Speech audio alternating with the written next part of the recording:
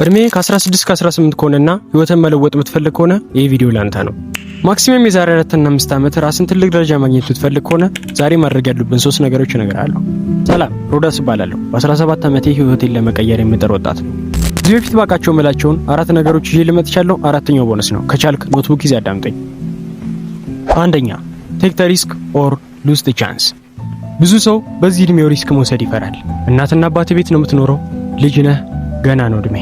ባለህ ገንዘብ፣ ባለህ እውቀት፣ ባለህ ነገር ሪስክ ውሰድ። የምታገኛቸውን እድሎች በሙሉ አታሳልፍ። ሁለተኛ፣ ቢልድ ዮርሰልፍ ዴይሊ። በየቀኑ ራስን ገንባ። ራስን የምገነባበት ዛሬ ወይም የምታረጋቸው ነገሮች ነገ ለምትደርስበት ደረጃ አስተዋጽኦ አላቸው። ዛሬ ምን ማድረግ አለብህ? ስፖርት ስራ፣ ፖድካስት፣ መጽሐፍ አንብብ። እነዚህን ነገሮች ካረክ መነኝ ትለወጣለህ። ሶስተኛ፣ fear is just a feeling not a limit። ፍርሃት ሁሉም ጋር ያለ ስሜት ነው። ሁሉም ሰው አሁን የምታያቸው ስኬታማ ሰዎች በሙሉ መጀመሪያ ሲጀምሩ ፈርተዋል።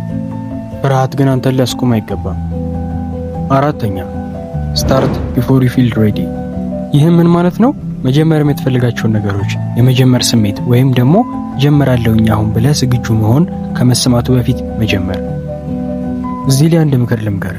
ህይወትን ዶክመንት አድርግ። ዩቲዩብ መጀመር የምትፈልግ ከሆነ ቅረጽ፣ ፖስት፣ ጀስት ጀምረው። ቪዲዮ እስከ ድረስ ካየው ላይክ እና ሰብስክራይብ አድርግ። በሌላ ቪዲዮ እንገናኛለን። ቻው።